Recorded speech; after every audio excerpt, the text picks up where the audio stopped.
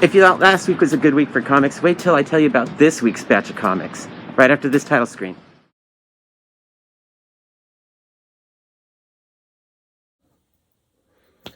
Hi, my name is McKinley. Thanks for clicking.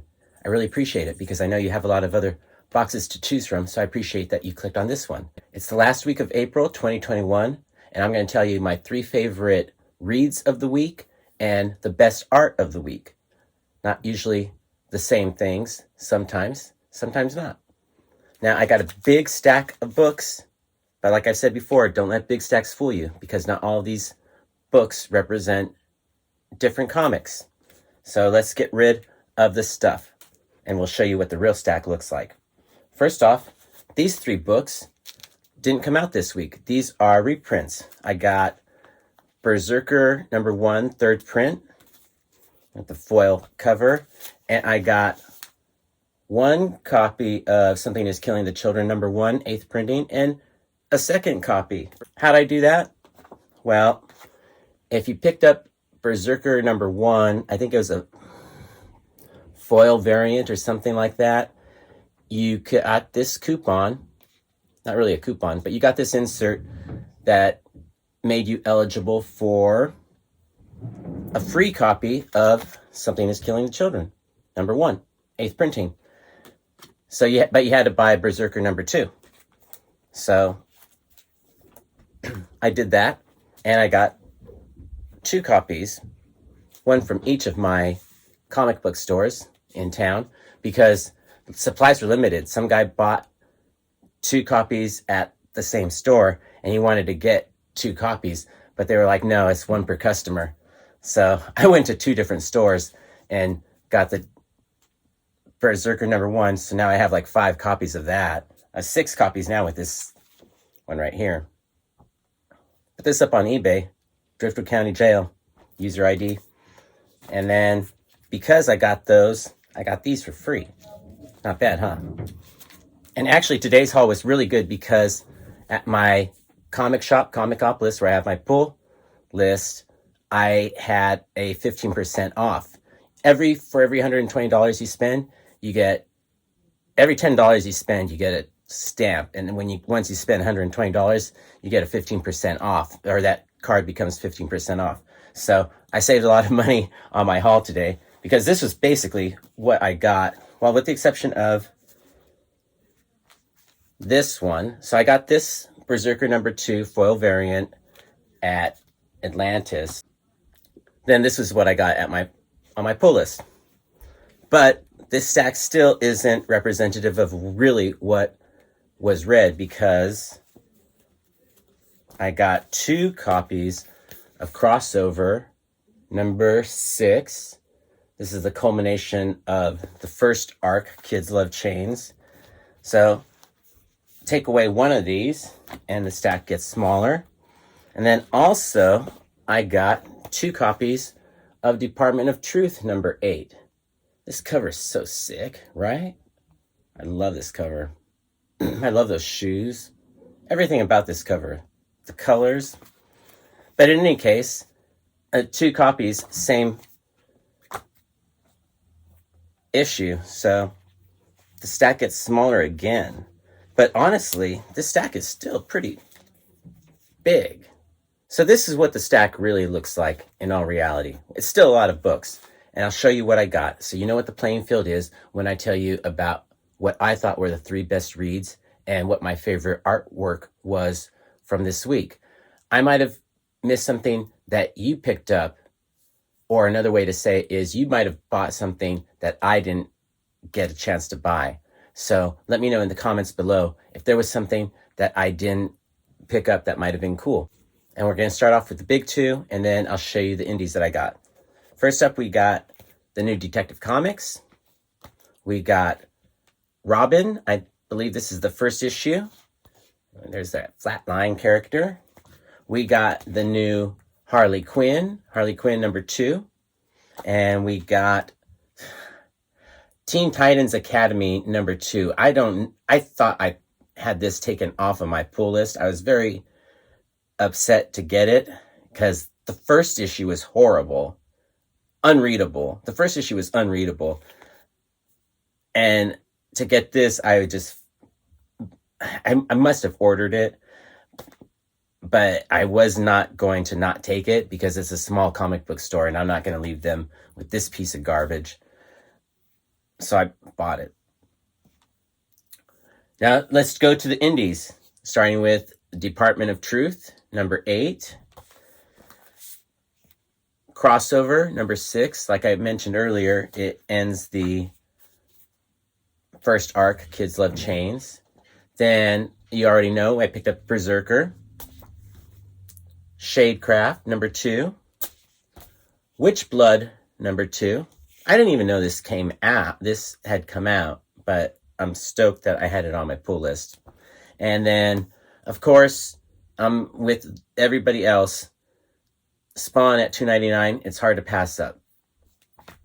So that's what I got. And now let's talk about the best art and the best reads of the week. But before we do that, let's talk about the key of the week, because we talked about this person in the previous video.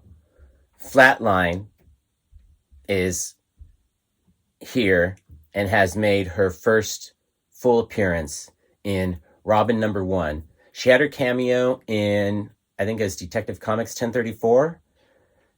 I might be wrong. If I am, let me know in the comments below. Not like I'm going to re-edit this video 2 weeks later from now, but let me know in the comments. I think it was Detective Comics number 1034, where she had her cameo. She was in like a little TV screen. This time, she actually gets lines, and you see her in her full appearance. So let's look at that right now. I already showed you. She's on the... This is the variant cover. That A cover is horrible. As with most DC A covers, although I do like the A cover for the Detective Comics, I've been liking those, and the Catwoman Joelle Jones A covers are amazing. I love those. But for the most part, the A covers at DC are pretty garbage, in my humble opinion. So I had to get this variant cover. It has Flatline on the back cover. So is that her first cover appearance? Technically, she's not on the front cover, but it's still a cover. Or she's not on the front cover, but technically it's still a cover because it's the back cover. I don't know. You tell me what you think in the comments below. But this is her first appearance, so let's check it out right now. I really like the character design for this new character, Flatline. I kind of don't like the name because last year there was Punchline. Now it's Flatline. Both introduced into the Gotham universe, or however way you want to say it. But it's... Come on, you could have picked a different name. Just too similar. I'm not feeling the name, but I'm feeling the character design. So check this out. She comes to fight Robin, and I'm not going to... I'll show you the first 2 pages, but I'm not going to ruin the spoiler for you, or I'm not going to spoil it for you. In addition to this being Flatline's first full appearance, we also have first appearances by a character named Respawn, and then Mother Soul. That's the key of the week. We had 3 first full appearances. The one we were anticipating, Flatline, and then we also had the Respawn and the Mother Soul. So I don't know too much about those characters or what those characters are going to do, but for what it's worth, there they are. So that was the key of the week, but there's another key too in Detective Comics. This is the first appearance of Mr. Worth. Not Mr. Butterworth, Mr. Worth. So we'll see what kind of character he is. And here is his appearance.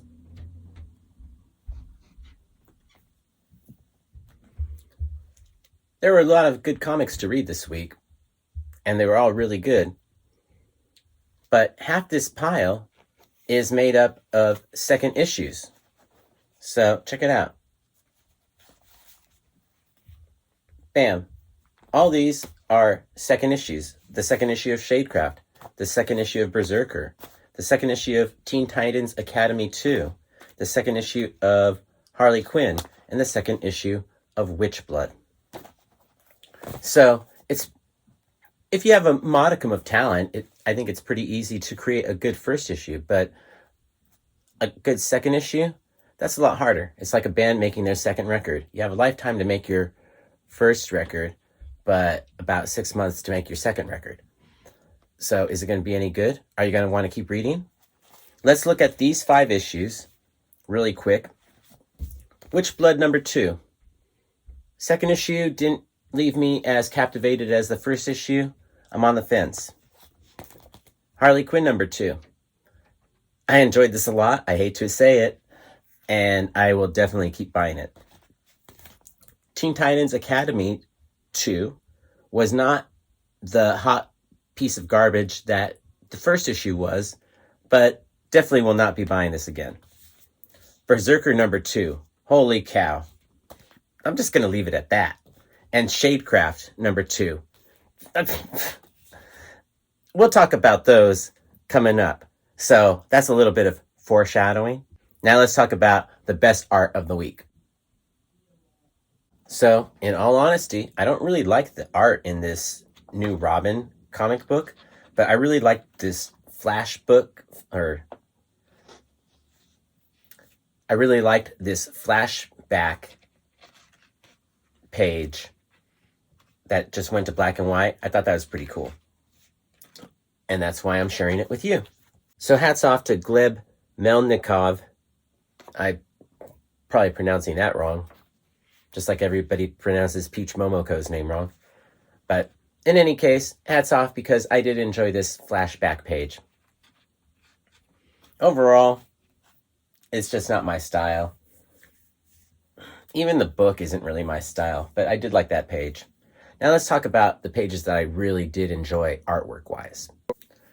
Before we talk about the best art of the week, or at least my favorite art of the week, it's unfair to say the best art of the week because there is no best art. Let's talk about the best covers of the week because there is a difference between best cover and best art, even though the cover does involve art. Kind of subjective, I know.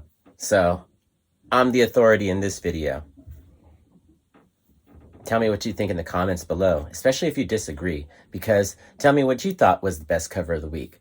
But before I tell you about the best cover of the week, I'm going to tell you about the cover that I really wanted to like. I really wanted to like this Witchblood cover because I really do like this comic. I didn't like number 2 as much as I liked the first issue, but I still think it has a lot of potential to be a good comic. And this cover could have been great, but her crow or her raven or whatever it is, Boo, I think is the name, B-H-U, I don't know how to pronounce that correctly, but her little familiar or whatever just gets lost in this darkness. I wish the gradient had been brought up more so you could see Boo more, or maybe drop some of these flowers behind the bird so you can just see it. It gets just lost in this cover. I really wanted to like it. Maybe next time. They did an awesome Jonah Hex tribute for the first issue, second printing, which I didn't pick up because I'm not going to be buying every single printing, even though I have 9 million printings of Berserker. That's going to be the first giveaway. I'm telling you, if I do a giveaway, you're going to get a Berserker foil number 1 because I got so many number 1s. My favorite cover of the week. Well, here the 2 best are, look how sick this one is. For Something is Killing the Children, number 1. That's just this would have been the best cover of the week if this was a new comic book. But this is the 8th printing of a comic book that came out, like, what, 2 years ago now or something like that? I don't know how long ago it came out. But it's not anything new. But this cover is new, and this cover is sick. I love this cover. I also really like, I hate to say it, because I keep dogging them on everything. It's just so much. The Berserker hype is so overboard, and there's so much, like, so many variants and everything that it's just gag me with a spoon. Taking it 80s style. But this cover is sick. It's hard to see it. It reminds me a lot. I know Dan Moore is a great artist, but it reminds me of the art of Brian Schroeder, who is better known as Pusshead. Brian Schroeder was the singer of Septic Death, and then he drew under the name Pusshead and drew some really amazing artwork. You probably know him because he did stuff for Metallica and Dr. Octagon. I got kicked out of a Dr. Octagon show for smoking marijuana. This was almost my best cover of the week because I really love this. Savage Dragon on crossover number 6. Eric Larson with Dee Cunniffe and John J. Hill. Probably butchered that second name, but I like that one a lot. Let's show you what my favorite cover of the week was. I already showed you in a little earlier in the video, but man, I think this cover is awesome. It's very simple, but it just says so much. It's an artistic statement. I love the shoes, especially if you have a high heel fetish. This might be the cover for you for this week. The woman in red with X's on her eyes. There's my drunk roommate. The woman in red with X's in her eyes. She's just awesome, and I love to see her on every cover. Honestly, I only wanted this cover, and they gave me the A cover too. They didn't give it to me. I paid for it, but I wasn't going to stick them with it. I must have told them at one point that I want the A and B cover of every Department of Truth. I got to have that corrected on my pull list. All right, so now that you know my best cover of the week, let's talk about the best art inside the pages. And coming in at number 3, although there is no 1, 2, or 3, but if we're going to put it on a ladder, coming in first at number 3 is Martin Simmons with Department of Truth number 8. He is back. We had some other artists doing Department of Truth, and I'm glad he's back because he brings his anti-comic book style back to Department of Truth. I love pages like this and this. I just think are great, and it's not what you expect from a comic book, but it's super cool, I think, and it's refreshing when most books look the same. It's nice to have something like Department of Truth that reads totally different and looks totally different. Tiny Onion, I'm totally down with you, boy. Brother, however way you want to say it. Number 2 on the list for best art of the week is Detective Comics. So I already talked about Dan Mora doing this amazing cover for Berserker number 1, third printing. Foil cover variant, but it reminded me of Pusshead style. I love it. He's also got this great work in Detective Comics number 1035. I know I showed you the keys, or the key Mr. Butterworth appearance, but I thought a page like, double spread page like this was great with the lighting and the action. And also, I really loved this page right here, which also again reminded me of Pusshead's work. Just the line work I think is really sick. And when I see artwork like that, it takes me back to the 80s. I love that style. Dan Mora, kicking butt on Detective Comics, did an awesome job on that Berserker number 1. Much love. So my favorite art of the week is Jeff Shaw on crossover. I've loved his art on this book from the very beginning. It's a great... The book is about crossing over into the comic book world.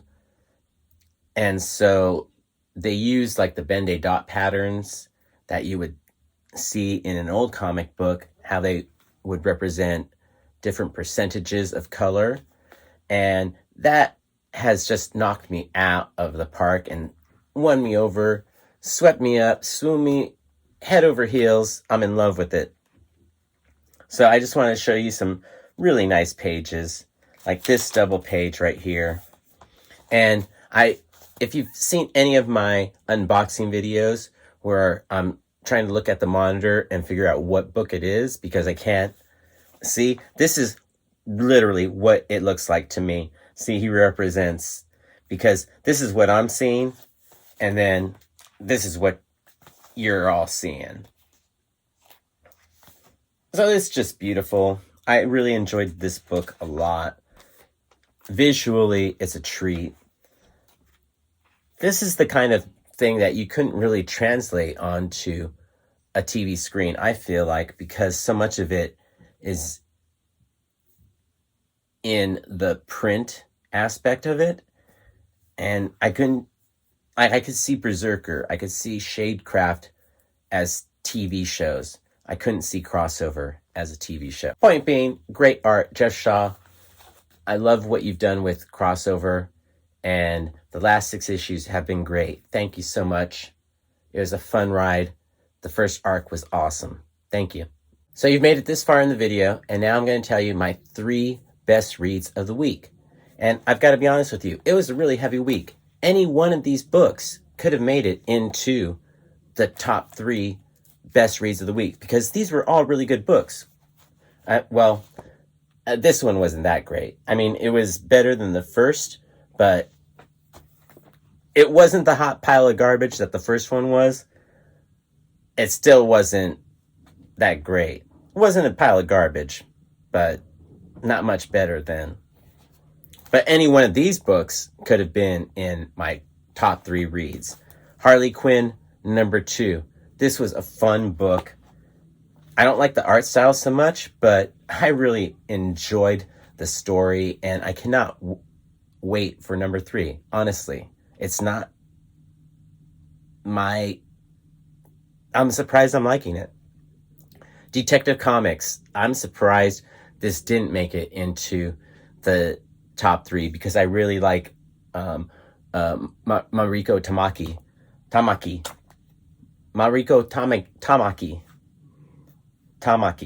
I gotta say her name right.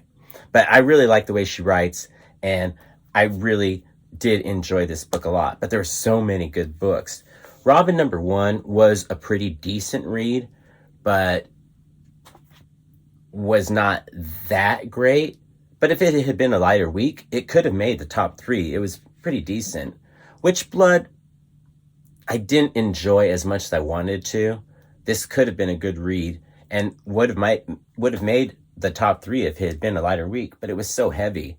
And Spawn, of course Spawn could make a top 3 almost any time Spawn comes out. But like I said, it was a really heavy week, and we had a lot of good comics this week. I mean, any one of those books could have been in the top 3. But these are my favorite reads of this week. Tell me what you thought, or don't tell me what you thought. Tell me what you know to be your favorite 3. Not what you think, it's what you know, right? That's Parliament. It's a song on Chocolate City, the first Parliament record. Oh, God, I can't. It ain't what you know, it's what you feel. That's what the line is. So, in any case, let's stop talking about music and let's get into the best 3 reads of the week. Like I said, any one of those books could have been in the top 3, but this week was a lot of heavy hitters. So let's talk about the 3 that made it into my top 3. So coming in at number 3 is Crossover number 6. Jerry the Jitterbug, if you buy this comic, do not try repairing the cover, because it's actually printed like that. There's no way you can fix this stuff. I'm telling you, don't try, all right? This is a great read, and I was kind of losing Crossover, maybe 3 or 4, but this issue was everything you want in a comic book, or pretty much a television show, even though I don't think it would translate well as a good television show. That's my drunk roommate. I have to be honest, I've been biased. I've been loving Crossover, and the Crossover number 6 wraps up the first arc, did not disappoint, and made me super excited about what's coming up next. So I loved this I I love this story a lot, and there was a lot happening, and it ended with the kind of cliffhanger that makes you anxious for the second arc, which is going to be interesting because Chip Zdarsky is going to be writing that one. So I don't know how this is going to play out, but I'm looking forward to it. So crossover, the first arc was great, and I can't wait for the second arc. And I hope you enjoy this book as much as I did. So coming in at number 2 for my favorite read of the week is a number 2, Berserker number 2. There's a lot of people who are totally hyping this book up, or it seems like everybody's hyping this book up. Everybody's really excited about it. There are some people who are naysayers who are saying, oh, it's just Wolverine. But Wolverine was never written this well. Sorry, Chris Claremont, but this is an interesting book. Issue 2 took us exactly where I wanted it to go. We went into his birth area, or birth era. I don't know how you say it, but we went to when he was a kid. And every issue or every episode could take us back into time, into a different point in time, and it would be really super interesting. This could be a really great book. I mentioned it before where, you know, the premise, like the television show Quantum Leap, you know, he's going to go back in time and he's going to have to do something and come back. It's a very predictable show, but you still watched it anyway because it was interesting. Berserker has that Quantum Leap appeal where, or it could have that at least. And I really enjoyed the second issue. It's not my style of comic book in terms of the violence, because pretty much everybody read Berserker number 1, so I'm not going to spoil anything. But I mean, to have his fist flying through bodies and ripping bodies apart, and then rib cages crashing out of bodies and heads being pulled off, and all that violence and gore, that Red Room kind of stuff. It's not my cup of tea, but oh my gosh, it's so exciting. And I really like the world that Keanu has crafted. Whoa, I mean, I can't believe I said that. But I enjoyed Berserker number 2 a lot. And as much as I did number 1, I can't wait for number 3. I liked this book. I don't feel like it is a Wolverine ripoff, because I think he's doing something a little bit more with it, just in terms of taking us back into different specific points of time. I don't know. I'm having fun. You do have to read it with Keanu's voice every time. Otherwise, the book doesn't read. Yeah, well, your Eternal and mine are a little different. Your country is just the latest in a long line of the nations who loved a war. So don't worry about my allegiance. I need to fight. Just so you know, nobody's paying me for my Keanu Reeves impersonation. I know that. So what was my favorite book of the week, the best read of the week? I want to tell you, there were a lot of good books this week. Department of Truth was... Alexa, stop. Department of Truth... I'm sorry. Alexa, tell me a haiku. Star Trek Forever. The future is set to stun. Boldly, I will go. Thank you. That's Alexa on the haiku. What up? Department of Truth. Not a fun read, but it was a good read. I enjoyed that. If you're looking for a book written for old men, that's a book written for old men. Not a book written for old men, but still really enjoyable. Harley Quinn number 2. That was a great read. I had fun reading that book. Detective Comics, whatever the new issue is, I had fun reading this book. I enjoyed it a lot. I was surprised I enjoyed Robin as much as I did. And it's not like I was desperate for something to like, because there's a lot of good books out there. Berserker number 2, great read. I really liked this one a lot. Crossover, oh my golly.